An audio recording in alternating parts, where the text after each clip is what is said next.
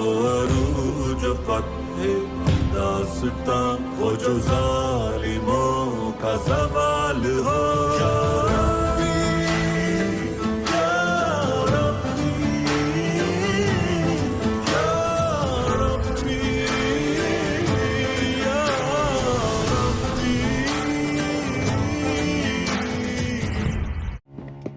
क्या सब कुछ तैयार है? मोहतरम वजीर, ये सब क्या हो रहा है? क्या आपने हमसे नहीं कहा था कि हमें जंगियों का जल्द से जल्द हक अदा करना चाहिए? फाजिल, हम उनका हक अदा करने जा रहे हैं, आप भी शामिल हो जाएं। आज के बाद से मैं यतीम खाने के लिए रज़ाकाराना तौर पर काम करूंगी, मगर मेरी आपसे एक दरखास्त है। जी कहिए मलिके खातून। आप मेरे साथ वैसा ही रवैया रखेंगी जैसा दूसरी खवातीन के साथ है, ना उससे कम ना उससे ज्यादा।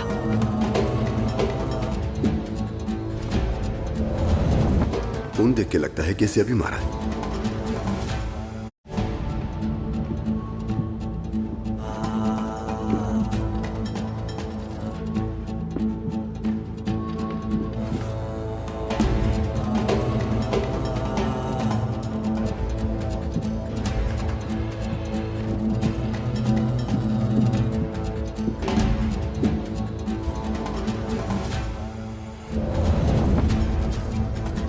इसे तो मार दिया गया।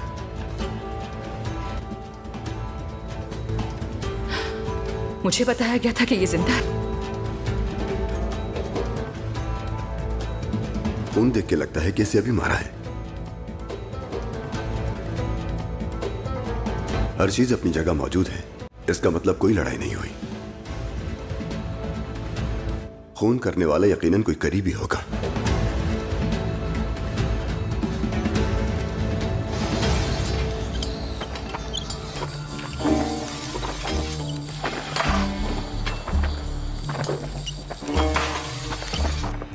जंगी तो यहाँ पूरी तरह फैल चुके हैं। हाँ, क्या ख्याल है जौहर? बिल्कुल ऐसा ही है जनाब, यही दिखाई दे रहा है। आप क्या कहते हैं काजी फाजिल? मेहमान इस तरह अपनी जड़ें तो नहीं फैलाया करते ना? खुशामदीद वजीर शाहवार। तो अब ये रेवड़ तुम्हारे हवाले कर दिया गया है यारों की। हम यहाँ बकरियां चराने नहीं आए हैं, बल्कि निजाम कायम करने आए हैं। अगर हमें चरवाहा बनाने का आपको इतना ही शौक है तो मवेशी हमारे खैमे के बाहर मौजूद है। तुम्हारी जुबान बिल्कुल तलवार की तरह तेज है, लेकिन कोई भी चीज अब फायदा पहुंचाने वाली नहीं है, ना ही तलवार और ना ही जुबान। आपने जो कहना है कह दीजिए। जरूरत तुम्हारी जबान की नहीं, जरूरत है कमानदार शिरकू की। जाओ, खबर दो उन्हें।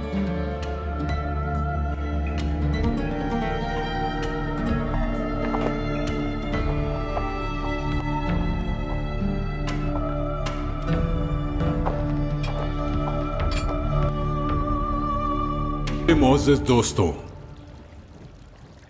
हम यहाँ अपनी रियासत की मुस्तकबिल के लिए एक अहम फैसला करने के लिए इकट्ठे हुए हैं।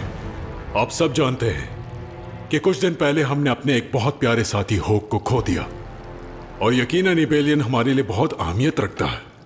और इसलिए अब मुझे एक फैसला करना है कि इबेलियन जैसी अहम तरीन जगह को अपने काबू में रखने के लिए किसी मुनासिब शख्स का इंतखाब करूं।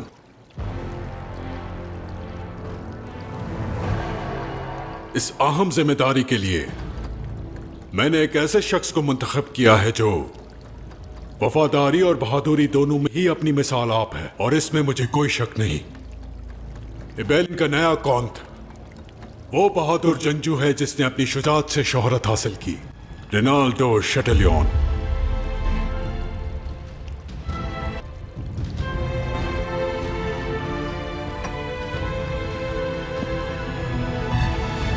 शहंशाह। शहंशाह मुअज़्ज़म,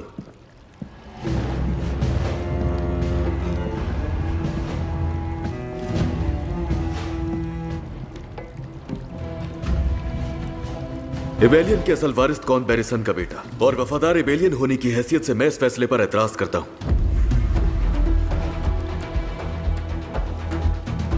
और अब जब मैं खुद यहाँ मौजूद हूँ तो इसलिए मेरा हक आप किसी और को नहीं दे सकते।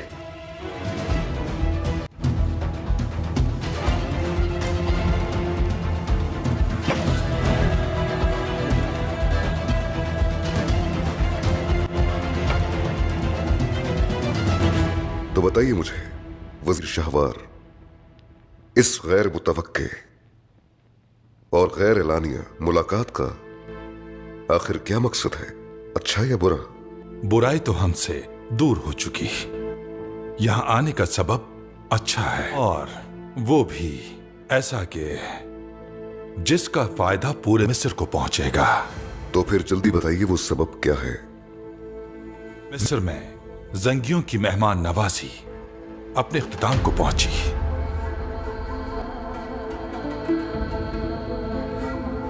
अपनी मातहती में तमाम सिपाहियों को लीजिए और मेरा मुल्क छोड़कर निकल जाइए। वजीर शाहवार, मुझे लगता है कि आप एक बार फिर से ख्वाब देख रहे हैं, या फिर तख्त की हवस पे आकर आप अपने होश व हवास खो बैठे। परेशान मत हो शिरको, ना ही मैं कोई ख्वाब देख रहा हूं और ना ही होश व हवास गंवा बैठा हूं, और मेरा आखिरी फैसला यही है, आप सबको मिस्र से जाना होगा। शायद हमारे पास कुछ बातें कहने को बाकी हैं वजीर शाहवार। सुनने का वक्त खत्म हो चुका सलाहुद्दीन, और अब वक्त है जाने का। खलील, इदरीस,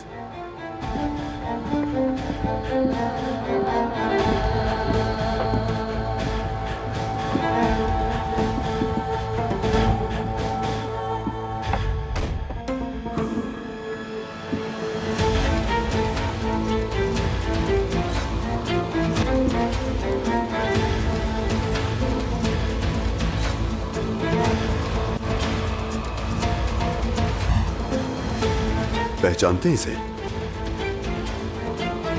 क्या तुम पहचानते हो? हाँ।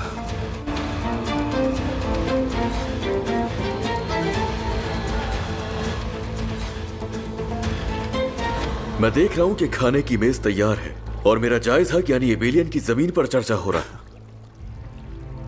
सिपाहियों, इसे मजीद बोलने की इजाजत ना दी जाए।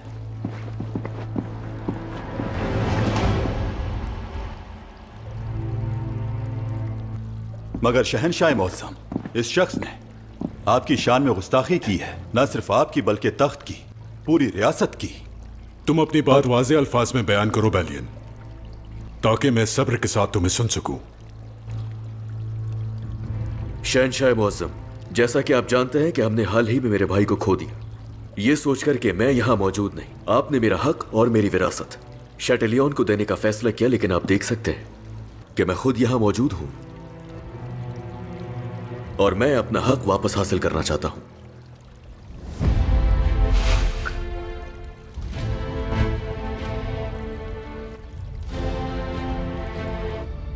अगर आप लोग नहीं जानते तो मैं आपकी मदद करता हूं पहचानने में।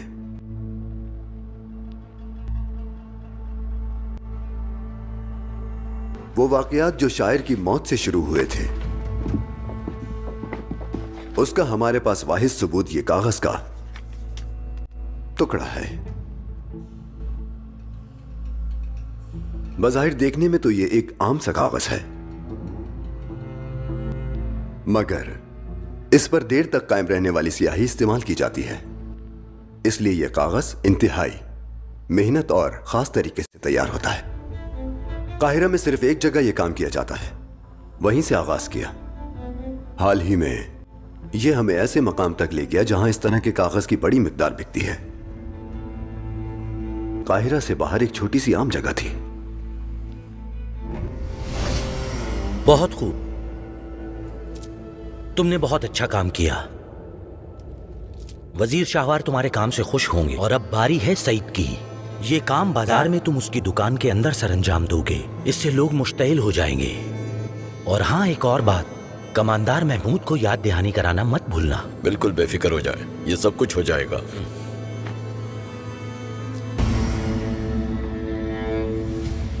किस्मत उस पर हमारे साथ थी, मान लिया, लेकिन तुमने सबूत पीछे छोड़ दी। और दूसरा सबूत एक सिक्का था जो हाल ही में वजीर के हुक्म पर बनाया गया था, लेकिन उसे जारी नहीं किया गया था। क्या आपको ताज्जुब नहीं कि यह सिक्का इस आदमी के पास कैसे आया? ये किसी न किसी तरह चुरा लिया होगा। तुम आखिर साबित क्या करना चाहते हो सलाहुद्दीन? उसके बाद कत्ल हुआ लतीफ के बाबा का। एबेलियन के मुसलमानों के निहायत महबूब और मोहतरम सरबरा सईद चाचा। जब यारूकी आया तो उसने असल मुजरिम को पहचान लिया। साबिक मिस्री कमांडर महमूद तलवार फरोश की गवाही की बुनियाद पर आपने उसे कसूरवार मानकर सजा दे दी और फांसी के तख्ते पर लटका दिया। हम यहाँ अपनी रियासत की मुस्तकबिल के लिए एक अहम फैसला करने के लिए इकट्ठे हुए हैं। आप सब जानते हैं कि कुछ दिन पहले हमने अपने एक बहुत प्यारे साथी होक को खो दिया। एबेलियन का नया कौंत वो बहादुर जंगजू है जिसने अपनी शुजाअत से शोहरत हासिल की, रेनाल्डो शैटेलियन। शहनशाह मुअज्जम, एबेलियन के असल वारिस कौन बैरिसन का बेटा और वफादार एबेलियन होने की हैसियत से मैं इस फैसले पर एतराज करता हूँ। यह आपकी अदालत नहीं है जो आप फैसला सुनाए लॉर्ड गाई। शहंशाह की मौजूदगी में आपके बोलने की जरूरत नहीं। बस बहुत हो गया, ये दावत खत्म हुई। मैं एबेलियन के आखिरी कौंत का फैसला सोच समझ कर करूंगा। मगर मेरी शहंशाह, मैंने कहा कि मैं सोचूंगा।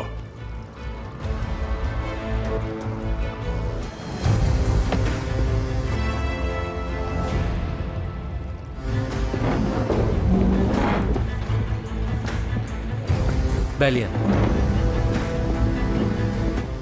उस वाक़े की हमें पूरी तफसीलात जाननी होंगी, तो मेरे साथ आओ।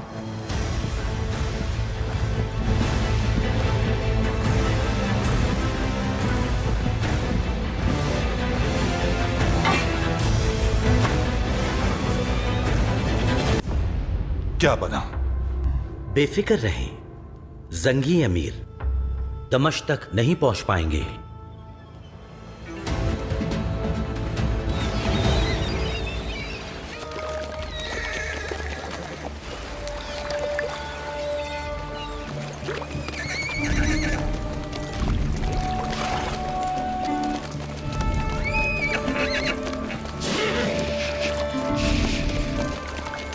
सुनो सलाहुद्दीन, कुछ देर आराम कर लेते, घोड़े भी पानी पी लेंगे।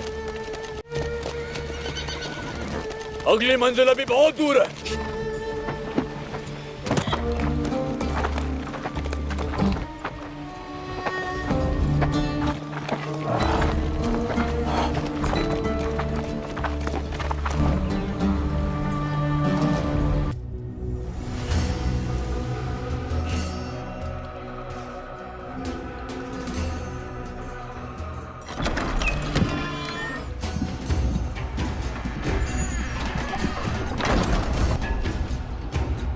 उसामा बिन मनकस ने भेजा है ये।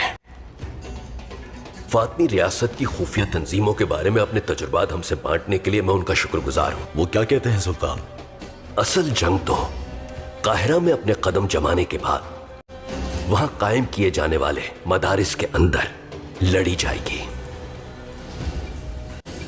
सही बात है।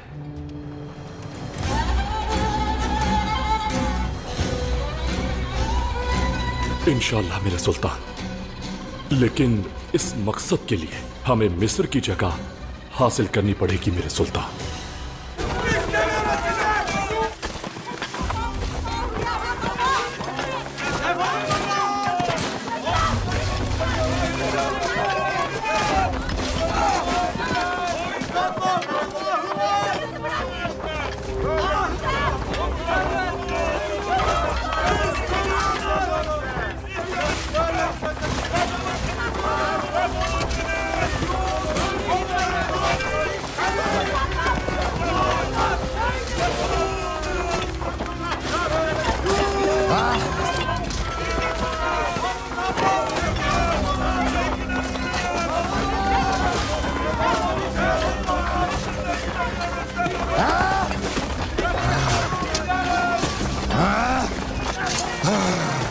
पीछे।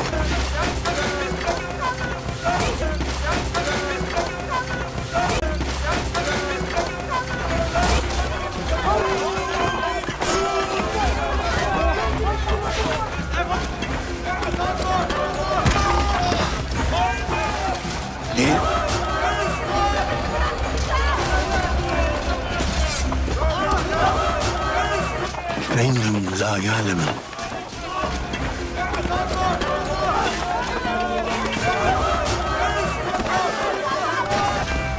yapma.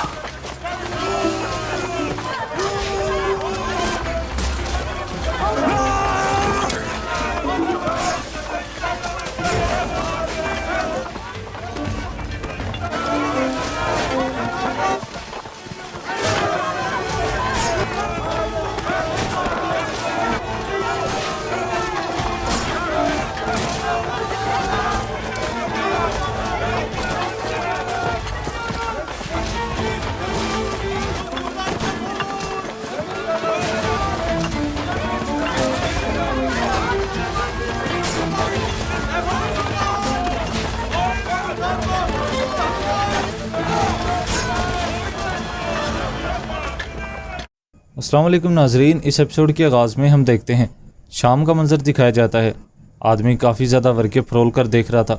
शमसा कहती है, कई घंटों से आप कई सफ़ात को देख चुके हैं, बड़ी ज़हमत से दो चार कर दिया है, मैंने माज़रत ख्वाह हूँ। वज़ीर कहता है, अस्तग़फ़िरुल्लाह।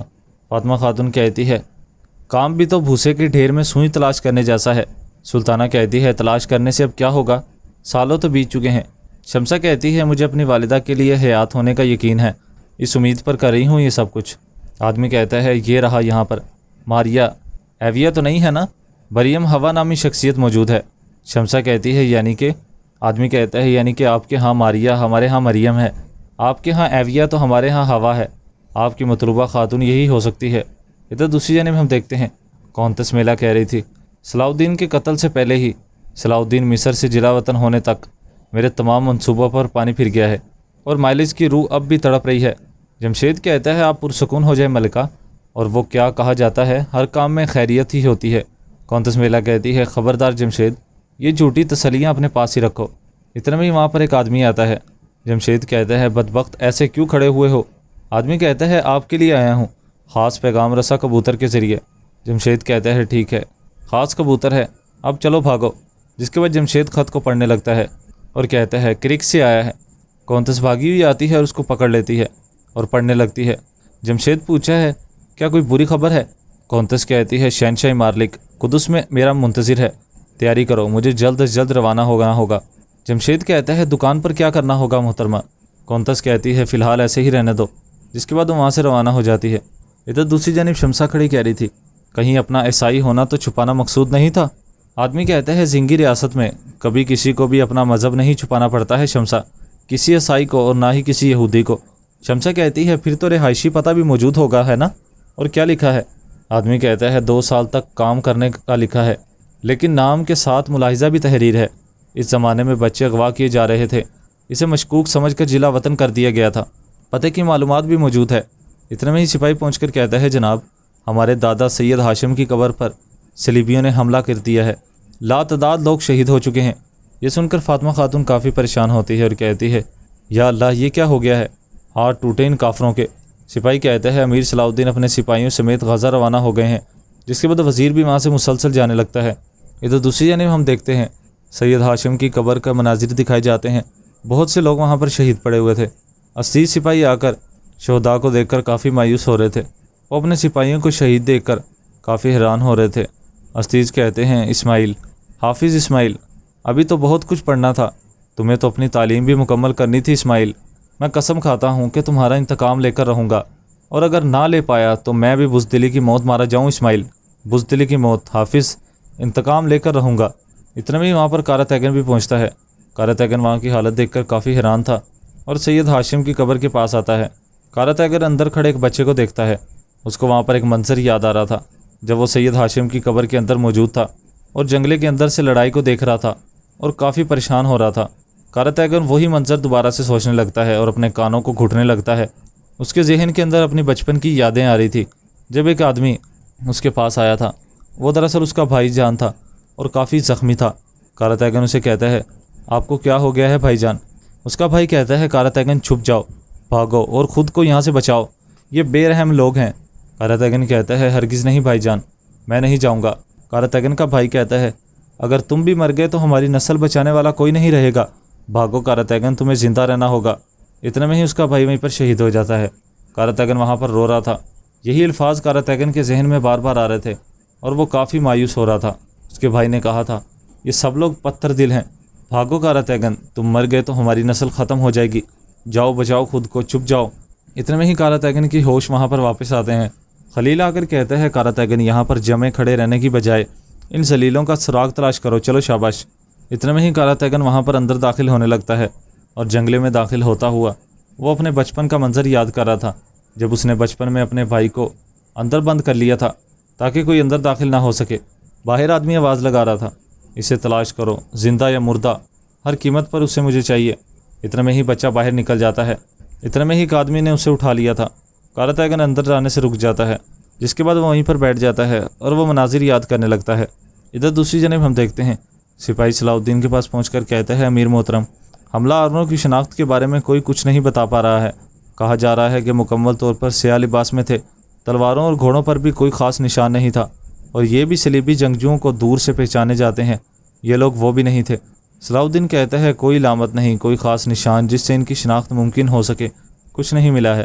سپاہی کہتا ہے افسوس، وہ لوگ ہوا کے جھونکے کی طرح آئے اور غائب ہو گئے۔ اتنے میں ہی وہی بچہ وہاں پر پہنچتا ہے جو کہ شربت پیش کر رہا تھا۔ صلاح الدین کہتا ہے کیا تمہیں کچھ کہنا ہے؟ بچہ ہاں میں اپنا سر ہلاتا ہے، وہ دراصل گونگا تھا۔ اس کے پاس کھڑا آدمی کہتا ہے امیر محترم یہ یایا ہے، بول نہیں سکتا ہے، اس کا والد شہید کر دیا گیا ہے۔ صلاح الدین کہتا ہے حملہ آوروں سے متعلق کچھ جانتے ہو یایا؟ وہ ہاں میں اپنا سر ہلاتا ہے۔ اس کو وہ منظر یاد تھا جب وہ چھپ کر دیکھ رہا تھا جب وہ لوگوں کو آدمی قتل کر رہا تھا۔ صلاح الدین کہتا ہے تو کیا دیکھا تھا، کچھ بتا سکتے ہو؟ جس کے بعد بچہ وہاں پر کوئی چیز اٹھا کر زمین پر لکھنے لگتا ہے۔ آدمی کہتا ہے یہ تو میم ہے۔ صلاح الدین کہتا ہے آگے پڑھو، جس کے بعد بچہ مزید لکھنے لگتا ہے۔ صلاح الدین کہتا ہے تو تم نے میم جیسی سلیب دیکھی ہے؟ ہاں، میم میں چاقو کی طرح کھومپی گئی سلیب۔ ابراہیم تمہارے نقاشی اچھے ہیں، یہ نقش کاغذ پر اتار لاؤ۔ جس کے بعد ابراہیم وہاں سے چلا جاتا ہے۔ اس ایپیسوڈ کا اختتام یہیں پر ہو جاتا ہے۔ ایپیسوڈ پسند ہے تو ویڈیو کو لائک کر دیں اور چینل کو سبسکرائب کر دیں، ساتھ ہی کے بیل نوٹیفیکیشن کو آل کر دیں۔ اب ملاقات ہوگی نیکسٹ ویڈیو میں، تب تک کے لیے اپنا خیال رکھیں، دعاؤں میں یاد رکھیں۔ اللہ حافظ۔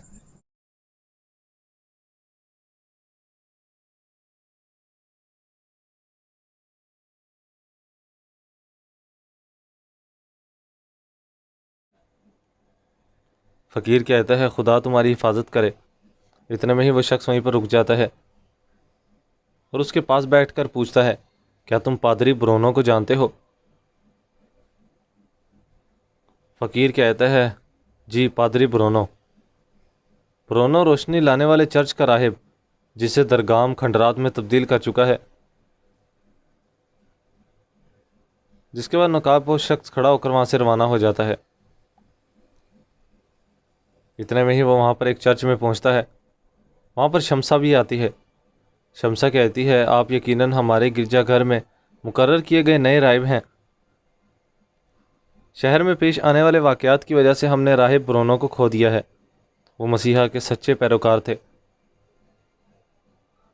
راہب کہتا ہے بڑا نقصان ہوا ہے، خدا پیارے برونو کی مقدس روح کو سلامت رکھے۔ شمسا کہتی ہے جس دن میں شہر آئی تھی میں نے اپنے آپ کو یہیں پر کھڑے پایا تھا، میں خوفزدہ، تھکی ہوئی اور تنہا تھی۔ اس دن سے پادری برونو نے مجھے کبھی اکیلا نہیں چھوڑا، اس نے میرے دل میں اٹھنے والے تمام طوفانوں کو پرسکون کیا۔ ان کی موت کے بعد میں بے گھر ہو گئی، اب میرے پاس کہنے کو کچھ بھی نہیں ہے۔ مجھے امید ہے کہ ان کا جانشین بھی ان جیسا ہوگا۔ کیا میں آپ کو بتا سکتی ہوں پوپ؟ جس کے بعد وہ وہاں پر بیٹھ جاتے ہیں۔ راہب کہتے ہیں بخشش خدا کی رحمت سے ہے، میری آواز، میرے ہاتھ، میری روح اور میرا جسم مسیحا کا ہے، میں آپ کی بات سن رہا ہوں۔ شمسا کہتی ہے میں نے اپنی زندگی میں کبھی دولت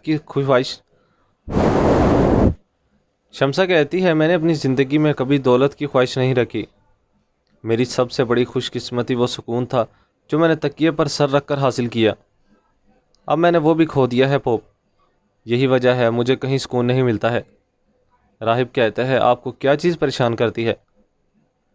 شمسا کافی پریشان ہوتی ہے اور کہتی ہے یہاں پر قاہرہ میں بہت سے عیسائی فوجیوں کی موت کا سبب بنی ہوں۔ راہب کہتا ہے کیا ایسا بات؟ راہب کہتا ہے کیا ایسا ہے؟ خدا معاف کرے، یہ کیسے ہوا ہے؟ ادھر دوسری جانب ہم دیکھتے ہیں شہر کے بازاروں میں خلیل آگے بڑھ رہا تھا اور کہہ رہا تھا یہ تازہ پھل سب سے اوپر ہونے چاہیے، خوشی کے ساتھ، جس کے بعد وہ سب کو وہاں پر مشورے دے رہا تھا اور آگے بڑھ رہا تھا۔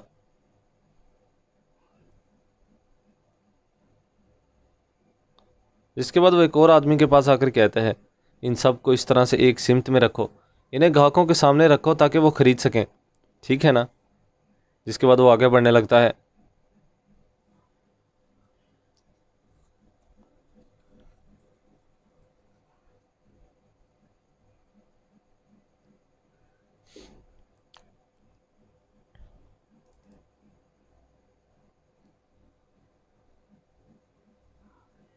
جس کے بعد وہ ایک اور آدمی کے پاس آ کر کہتا ہے آپ کا ٹھیلا بے جان ہے، کوئی ماتم بھی نہیں کرتا ہے، آؤ چھریاں دیکھیں۔ آدمی کہتا ہے دیکھے بغیر نہ گزریں۔ خلیل کہتا ہے کیوں چیخ رہے ہیں؟ بچہ بھاگ جائے گا۔ بچے جاگ جائیں گے؟ کیا آپ اپنے بچوں کے لیے لوری گا رہے ہیں یا چاقو بیچ رہے ہیں؟ اپنی آواز کو تھوڑا اونچی کریں، چلائیں۔ جس کے بعد وہ شخص چلانے ہوئے کہتا ہے، جس کے بعد دکاندار چلاتے ہوئے کہتا ہے آؤ چاقو دیکھو۔ خلیل کہتا ہے ہاں زور سے۔ اب تم چپ ہی رہو، آج تم بہت پریشان ہو۔ ایک اور دکاندار پوچھتا ہے جمشید کیا ہوا ہے؟ جمشید کہتا ہے میں بالکل بھی پریشان نہیں ہوں۔ جس کے بعد وہ دکاندار کے پاس آ کر کہتا ہے استاد سے چاقو بیچنے کا طریقہ سیکھو۔ کیا یہ ہم بیچ رہے ہیں؟ سب سے پہلے یہ ایک استاد کا ہنر ہے کہ یہ قیمتی ہے، جو آدمی یہ خریدے گا وہ پھل نہیں چھلے گا، وہ آدمیوں کو چیر ڈالے گا، لہٰذا ہم جس چیز کی تلاش کر رہے ہیں وہ باورچی نہیں جنگجو ہے۔ مثلا یہ عین وہ آدمی ہے جس کی ہمیں تلاش ہے۔ سامنے وہ کارا تیگن کی جانب اشارہ کرتا ہے۔ جمشید اس کو آواز لگاتا ہے اور کہتا ہے یہاں پر آؤ، میری بات سنو، اس چاقو کو دیکھو، یہ ایسا آلہ ہے جسے ایک بہادر جنگجو 100 میل دور سے پہچان لیتا ہے۔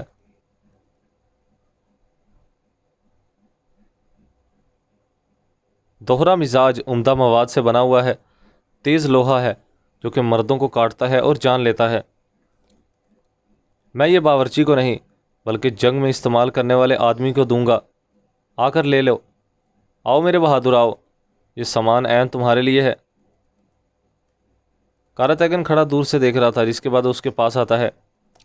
کارا تیگن کہتا ہے دیکھو تو صحیح، لوہے ساز کو دیکھو، جیسے تم ایک اچھے چاقو کو پہچانتے ہو، بہادروں کو بھی جان سکتے ہو۔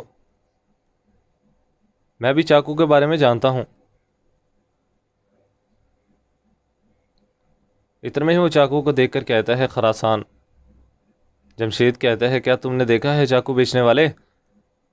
دیکھے بغیر معلوم ہو گیا ہے کہ یہ کیا ہے۔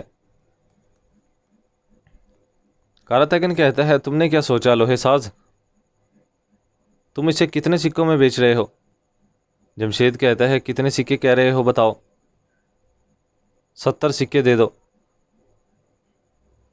کارا تیگن کہتا ہے اپنی بکواس بند کرو، اس کے 70 سکے؟ میں 70 سکوں کے عوض اپنے قبیلے کے لیے 1 درجن تلواریں خرید سکتا ہوں۔ جس کے بعد وہ چاقو وہیں پر پھینک کر چلا جاتا ہے۔ جمشید کہتا ہے یہ تمہارے بہادر دل کے لیے ہے، قیمت کے قابل نہیں ہے لیکن بس لے لو، اسے تمہارا رہنے دو، لے لو۔ کارا تیگن دوبارہ آتا ہے۔ کارا تیگن کہتا ہے یہ بھی بہت زیادہ ہے، 40 لے لو۔ جمشید کہتا ہے یہ تمہارا ہوا۔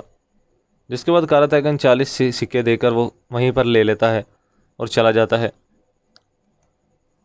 جمشید کہتا ہے دیکھو میں نے چاقو کیسے بیچا ہے، اب سیکھ لو۔ جس کے بعد کارا تیگن وہاں پر بلند مقام پر کھڑا ہو کر کہتا ہے سب لوگ دیکھو، بعد میں افسوس نہ کرنا، بہن بھائیوں سب دیکھو، رکو اور مجھے دیکھو، مجھے دیکھو، ذرا اس چاقو کو تو دیکھو جو میں نے خریدا ہے۔ یہ چاقو کیا ہے؟ بتاؤ کیا ہے؟ یہ چاقو غدار درگام کا سر قلم کرنے والا چاقو ہے۔ وہ وہاں پر ایک درگام کے کٹے ہوئے سر کی جانب اشارہ کرتا ہے۔ کاراتیگن کہتے ہیں کیا اس سے بہترین کوئی جنگی نشانی ہے؟ جو کوئی عقل مند ہو اسے خرید کر اپنے گھر کی بہترین جگہ پر رکھ دے، اپنے پوتے پوتیوں کے لیے چھپا کر رکھ دے۔ یہ اتنا آسان نہیں ہے، کیا اسے کوئی لینا چاہتا ہے؟ 70 سکے، اس سے 1 روپیہ بھی کم نہیں ملے گا۔ اتنے میں ہی ایک آتا ہے اور کہتا ہے 100 سکے۔ کاراتیگن کہتا ہے 100 سکے بھی وارے میں نہیں آتے ہیں، جس کے بعد وہاں پر اس کی بولی لگنے لگتی ہے۔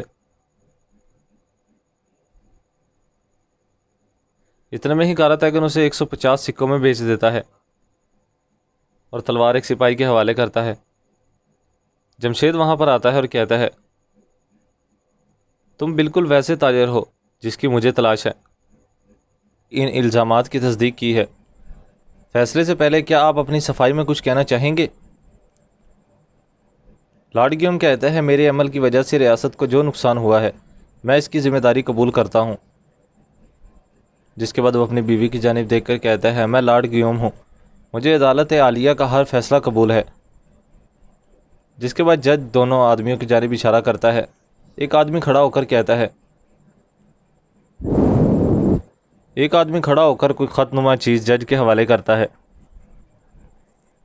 جس کے بعد وہ وہاں پر اپنا حکم سنانے کے لیے تیار ہو جاتا ہے۔ سب لوگ وہاں پر کھڑے ہو جاتے ہیں۔ آدمی اپنا حکم سناتا ہے۔ قدس کی عدالت عالیہ چوری شدہ کے برابر رقم لارڈ گیوم کے ذاتی مال سے وصول کر کے باکراس قلعے کی تجوری بھی بھیجنے اور مالیاتی نظام کو آشکار کی، حفاظتی نظام کو خطرے میں ڈالنے کی سزا بھی لارڈ گیوم کو 5 سال قید کا فیصلہ سناتی ہے۔ یہ سن کر سابیلا کافی زیادہ پریشان ہو جاتی ہے۔ جس کے بعد عدالت ختم کر دی جاتی ہے۔ سابیلا کہتی ہے لارڈ گیوم کہتے ہیں اپنے آنسو صاف کر لو سابیلا، تمہیں اپنے اور میرے لیے مضبوط بننا ہوگا۔ جس کے بعد گیوم کو سپاہی پکڑ کر لے کر جانے لگتے ہیں۔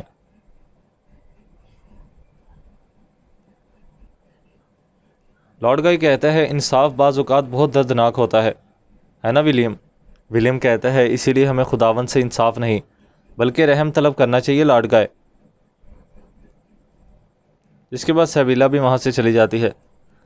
ادھر کمانڈر شہوار کمرے میں داخل ہوتا ہے اور کہتا ہے قاضی فاضل اپنی بات کا پکا نکلا، ریاست کے وزیر کو بچانے کی خاطر اپنی جان خطرے میں ڈال دی۔ اور جوہر تم ایسا کیوں نہیں کر پائے؟ جوہر کہتا ہے آپ بے فکر رہیں جناب، کسی کو جان لینی پڑتی ہے اور کسی کو جان دینی پڑتی ہے۔ آپ ٹھیک تو ہے نا؟ آپ پریشان معلوم ہوتے ہیں۔ سردار شاہور کہتے ہیں موت کے منہ سے بچ کر آیا ہوں جوہر، موت کے منہ سے۔ جس کے بعد وہ وہاں سے چلا جاتا ہے۔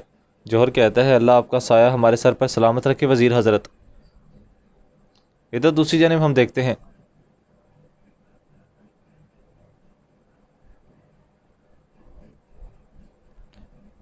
لطیف لطیف قاضی فاضل کے کندھے پہ لگا ہوا تیر نکال رہا تھا۔ لطیف کہتا ہے میں کوشش کروں گا کہ تکلیف کم ہو مگر پھر بھی تھوڑا برداشت تو کرنا پڑے گا۔ قاضی فاضل کہتا ہے کوئی مسئلہ نہیں ہے۔ جس کے بعد لطیف وہاں پر تیر نکالتا ہے۔ اتنے میں وہاں پر صلاح الدین پہنچتا ہے اور کہتا ہے کیا صورتحال ہے؟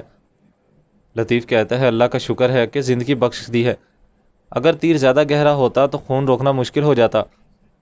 صلاح الدین کہتا ہے تھوڑا اور صبر کریں، آپ ٹھیک ہو جائیں گے انشاءاللہ۔ ادھر دوسری جانب سردار شاہور بیٹھے تھے۔ اتنے میں ہی امیر شیرکو آ کر کہتا ہے ہم چاہتے تھے کہ کسی کو بھی نقصان نہ پہنچے مگر یہ لوگ اپنی حد سے آگے بڑھتے جا رہے ہیں۔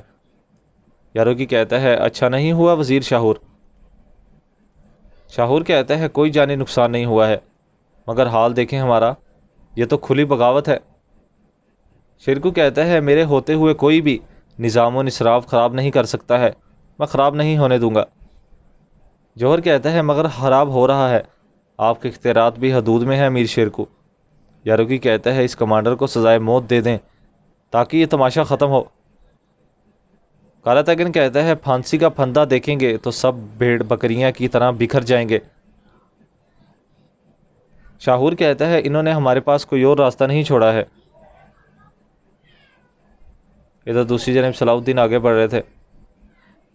صلاح الدین کہتے ہیں تیر یہاں سے آیا تھا مگر اس کا کوئی سراغ نہیں ہے۔ سپاہی بھی وہاں پر تلاشی لے رہے تھے۔